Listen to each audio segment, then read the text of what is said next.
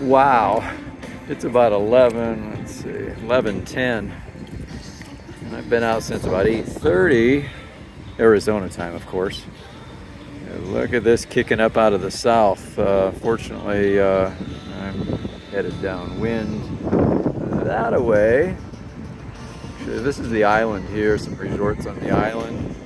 And then my van is about straight across to that building there, so at least I can go along the shoreline all the way back. But I was in a cove doing some casting, and it was glassy and beautiful up until about 20 minutes ago, and I said, man, I better get out of here. I could hear the trees rustling, and yeah, it is kicking up big time. Okay, paddle back.